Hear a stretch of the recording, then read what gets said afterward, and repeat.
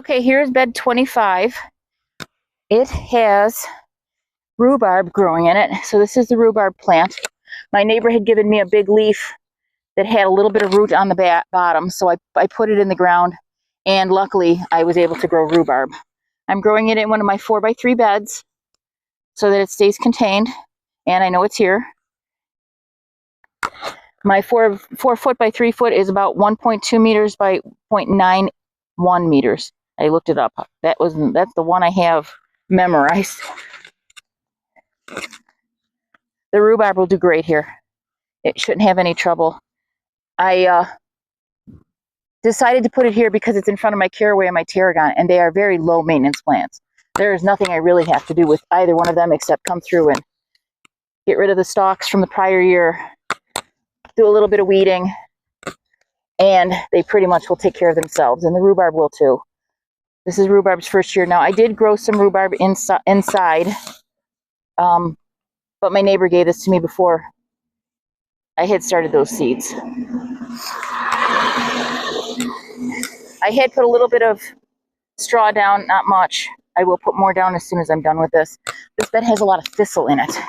Again, not quite sure when and where all this thistle came from, but I will take care of it. Hello, my name is Joanne. I have 67 raised bed gardens in my garden. This is one of the biggest gardens I've ever had. I've been gardening for very many years. I am not technical about this, but I will try to see what I can learn. I learn all the time. I found out that thistles, which is what I'm pulling here, which are those little, we used to call them pricker plants when I was a kid,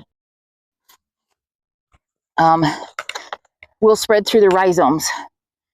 And one of the best ways I know to get rid of plants that spread through rhizomes is, one, get as much of the root as possible. So a thistle is a lot like a carrot, or not a carrot. Well, yeah, maybe like a carrot, like a dandelion, where they have a long taproot, but these side roots will shoot up.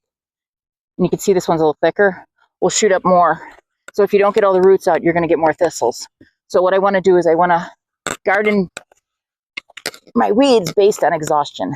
I just want to come in and keep removing it until this root runs out of energy to send up new greens and sustain itself. I don't use chemicals in my garden. I just don't. This is my garden, and this is how I chose to garden it. If you do, that's fine for you. Like, I hold no. The only thing I will get mad at is if I ever move into your house and you've planted morning glories, I will curse you and curse you and curse you. Or if you planted thistles.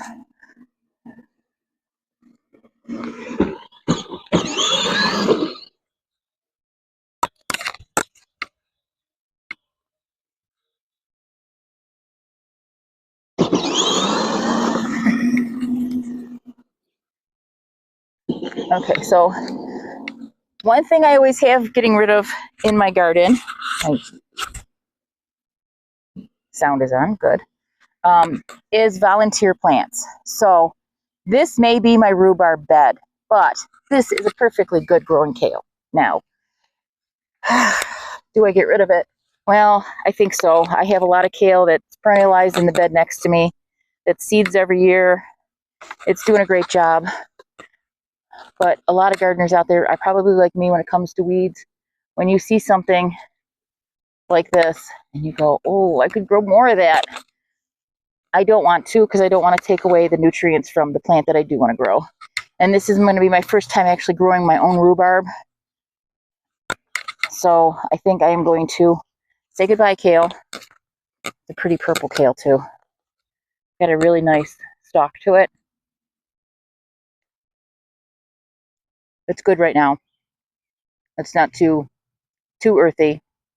It's got a good taste. I'm slowly getting used to the taste of kale. They say you're supposed to have something like 20 times before you like it. I'm on 400, but see, and I don't even want to put this plant down, but I will. I'll put it in the lawn.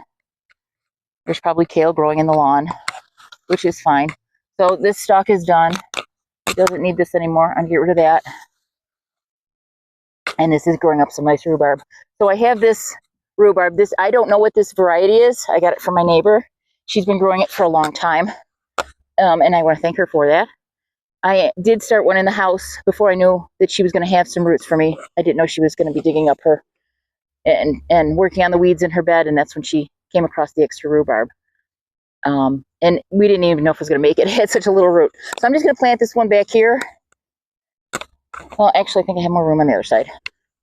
The way that it grew. You know, it's probably dead center. Isn't that strange? Usually they're never dead center. Usually they're always off to one side. I'm just going to put this in here. These are my wireworms. Reason I can't grow my potatoes in the ground. I'm not going to hurt it. It turns into a click beetle. It will eat roots of plants, but for the most part, it's pretty innocuous. It doesn't, that I know of, that I've researched so far, it doesn't do a lot of damage. So, and if I don't have to kill something, I don't want to. I really don't want to. I don't like killing bugs. They might scare me. But they're here for a reason. They're here to feed beneficial things like birds. And okay, so I'm going to plant this Victoria rhubarb in here with this regular rhubarb. The leaves look different. I don't know if that's just the differences in the varieties. And that's the one problem that you have when you get grocery store vegetables that you grow. You don't know what variety it is. You do not know what you're getting. It's maybe an inexpensive way to grow something, but you don't know the growing conditions. So I am going to come back and I'm going to put some mulch down in this bed so that the weeding from now on should be easier. Weeding is always easier when the soil is moist. I highly recommend before you ever weed to moisten your soil. It makes pulling up the weeds by the roots easiest. If you just cut the tops of plants off, the roots are just gonna send up more green. So you're just gonna be fighting the weeds. So you want to get as many of the roots as you can. And the other thing is you notice, you'll see me run my hand across the soil. I'm looking for roots of weeds that are sticking up so that I can, like this one, see, it's already starting to send up a green. I got the top cut off, but I missed the root. So that will definitely send up another weed. Now that I've got most of it, I've probably gotten rid of the plant so that I don't get weeds. Weeds compete with your plants for nutrients, for light, for water. So I want to keep my weed pressures down in my beds. And that's why one of the reasons why I love to weed. I just like to pop. All right, thanks for watching. This was bed number 25 with rhubarb.